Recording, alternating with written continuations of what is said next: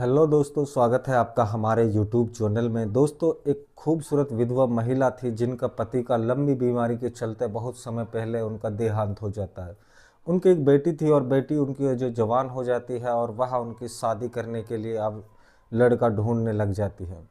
दोस्तों, तभी उन्हें एक लड़के के पता चलता है और वह उनके पड़ोस के गांव का रहने वाला था और वह उस लड़के को देखने के लिए लड़के के घर जाती है और वह लड़के को पसंद कर लेती है।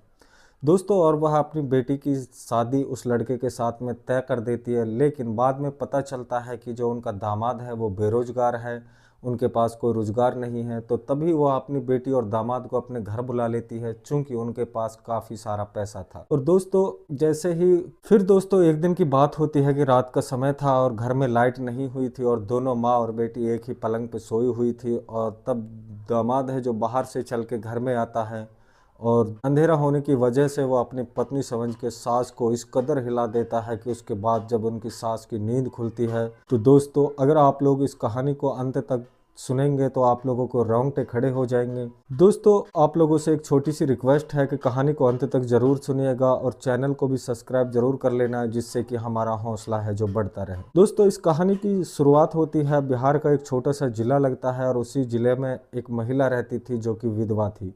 उनका नाम होता है सुनैना और उनका पति का लंबा समय के पहले जो उनकी बीमारी के चलते मौत हो जाती है। उनकी एक लड़की होती है और वह लड़की खूबसूरत थी और स्मार्ट थी, जिनका नाम होता है दोस्तों पूनम। कंप्लीट करने के बाद में समय अपने घर पे बैठी थी और शादी के लायक हो चुकी थी। इसकी शादी को लेकर हमेशा जो उनकी माँ है वो टेंशन में रहती थी। उनकी माँ है जो अब उनकी शादी कर देना चाहती थी, लेकिन उसे जो है कोई लड़का है जो अच्छा सा नहीं मिल रहा था, जिसकी वजह से वह अपनी बेटी की शादी करने में जो है झिझक रही थी। एक दिन की बात है दोस्तों, जो सुनैना होती है उसके बगल के गांव में एक लड़का है, उन्हें पता चलता है, जिनका नाम होता है दोस्तों रमन। उन और अपने माता पिता का इकलौती संतान थी, वह कोई काम नहीं करता था। अभी अभी जो है उन्होंने भी पढ़ाई कंप्लीट करके घर पे बैठा था वो भी। दोस्तों, जो रमन होता है उनके पिताजी गाँव के ही एक छोटे मोटे जो है किसान थे, खेती बाड़ी का काम किया करता था और उनकी माँ थी जो घरेलू वाइफ थी, हाउस वाइफ, घर का काम संभालती थी। दोस्तों, रमन है वो अपने पूरे परिवार में एक लफंडरगिरी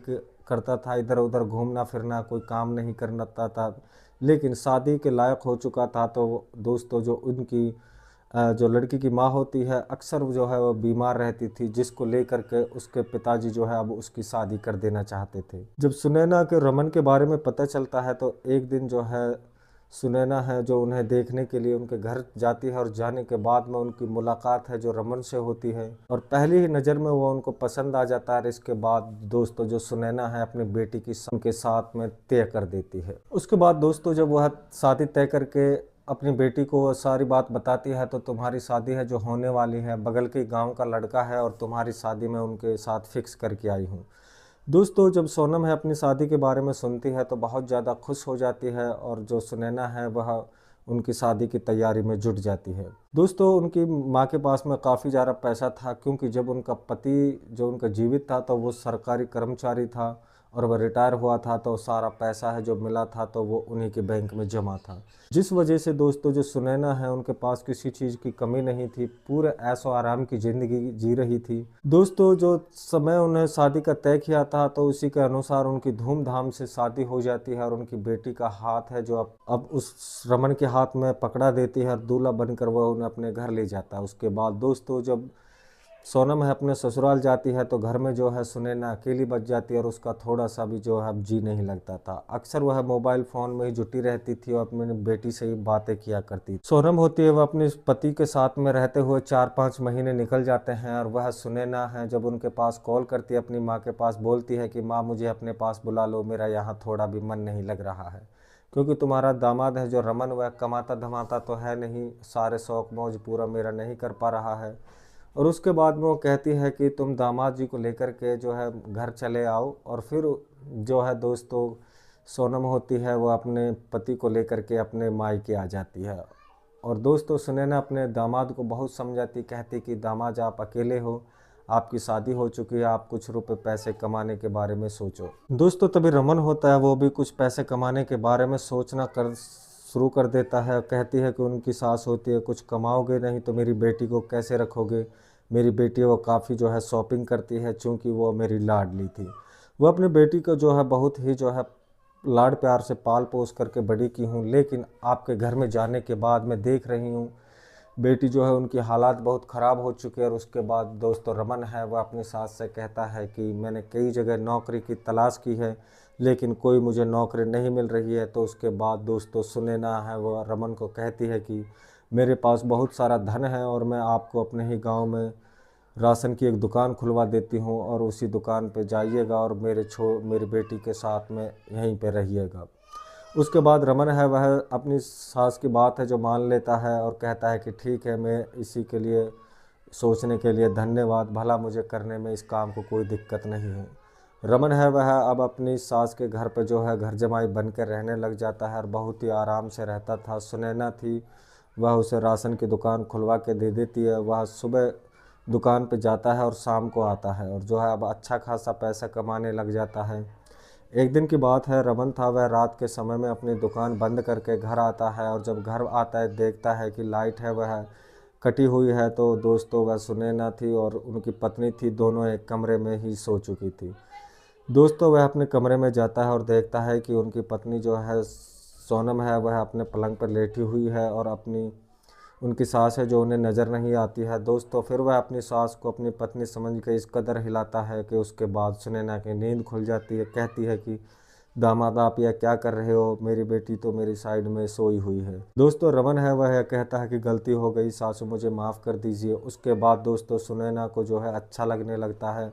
उसके बाद वह उनका कोई विरोध नहीं करती है और कहती है कि दामाद जी आप मुझे बहुत अच्छे लगे, आप जो है मेरा पूरा कदर हिलाए हो। के उसके बाद दोस्तों जो रमन है वो भी सोचता है कि रोज़ रोज़ अपनी पत्नी चाहे आज उनको है सासू को हिला दिया करता था। फिर उसके बाद दोस्तों 2-3 घंटे तक एक दूसरे के साथ में इसी तरह कार्यक्रम करते हैं। जब एक दूसरे का मन भर जाता है तो फिर तब जाके अलग होते हैं।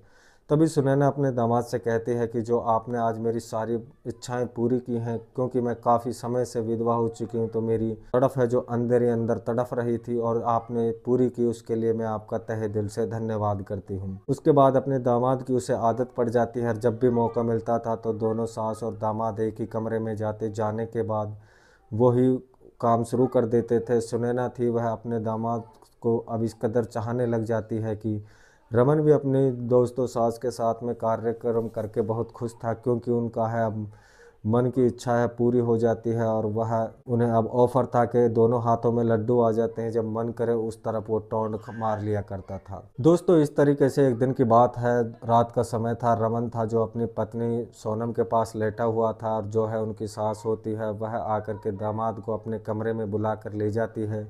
जाने के बाद में अपने कार्यक्रम को लगाने लगती है कि तब तक इधर सोनम की नींद खुल जाती है। जब उनकी नींद खुलती है तो वह देखती है कि उनका पति उनके पास नहीं है, तो सोचती है कि इतनी रात को भला कहाँ गया। वह अपने कमरे से निकल के बाहर आकर देखने लग जाती है और देखती है कि कहीं भी नज़र नहीं आ रहा है। फिर वह बाथरूम की ओर बढ़ती है और देखती है कि बाथरूम में भी कोई नहीं है।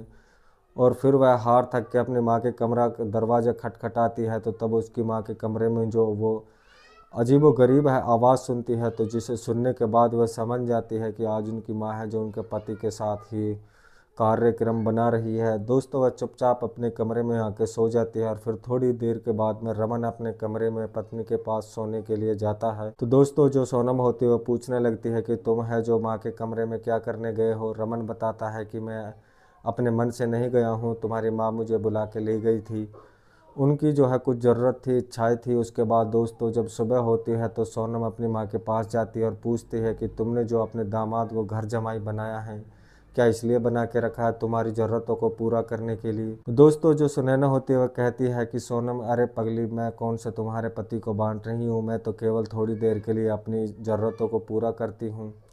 यदि तुम्हें अच्छा नहीं लग रहा है तो मना कर देना, वह मेरे पास नहीं आएगा। जब दोस्तों सोनम अपने बारे में अपने पति को यह बात सुनाती है तो वह सारी बात समझ जाती है। दोस्तों वह अपनी माँ को बोल रही थी कि तुम्हारा मन था जो उसमें पहले से ही उकसाया हुआ था। तो रमन कहता है कि हाँ बात तो सही है, रात के अंधेरे में तुमसे और मुझसे गलती हो गई, तुम दोनों एक ही जगह लेटी हुई। तो वो उसे सच्चाई के साथ में सब कुछ बता देता है। कुछ अंधेरा लाए तो उन्हें अच्छा लगता है, फिर वह हर रोज़ की आदत बन चुका था। तो फिर दोस्तों जो सोनम होती है वह अपनी माँ के पास कहती है कि तू जो काम कर रही है अपनी दामाद के साथ, वो बिल्कुल गलत है, ऐसा नहीं करना चाहिए। तुमको तो जो दामाद है वो बेटा समान होता है और तुम उसके साथ मुंह काला कर रही हो। उसके बाद दोस्तों सुनैना है जो सोनम की इस बात को सुन के रोने लग जाती है, कहती है कि तुम्हारी शादी कर दी, तुम्हारा एक जीवन साथी मिल गया है, लेकिन मेरा इस दुनिया में कौन है। तुम तो जानती हो कि तुम्हारे पिताजी है मुझसे बहुत ही पहले छोड़ करके चले गए थे। जिसके बाद सोनम थी जो सारी जरूरत है उनकी जो पीछे हो गई इच्छाएं जो बाकी हों पूरा करने के लिए रमन का सहारा लेने लगती है। दोस्तों उसे यह बात है जो अच्छी नहीं लगती है, तो वह उसे लेकर के अब अपने ससुराल चली जाती है और कहती है कि मैं यहाँ पे एक पल भी नहीं रह सकती हूँ। दोस्तों इस तरीके से आप जो रमन है वो दुकान बंद करके अपने गाँव चला जाता है और जो सोनम है वो भी अब अपने ससुराल में रहने लग जाती है। और उसके बाद में दोस्तों फिर वह एक दूसरे के साथ में उन कोई संपर्क नहीं साधते हैं। दोस्तों आप लोगों को कहानी कैसी लगी हमें कमेंट करके ज़रूर बताना, इसमें किसकी गलती है। दोस्तों अगर आप लोगों को कहानी अच्छी लगी हो तो चैनल को सब्सक्राइब जरूर कर देना है। और इस कहानी का उद्देश्य हमारा किसी का दिल दुखाने का बिल्कुल भी नहीं था। हम जो भी कहानी सुनाते हैं समाज को जागरूक करने सचेत करने के लिए सुनाते हैं। दोस्तों आप लोगों से कल फिर मिलते हैं एक नई कहानी के साथ में, तब तक के लिए मैं लेता हूँ आप लोगों से अलविदा। जय हिंद, जय भारत।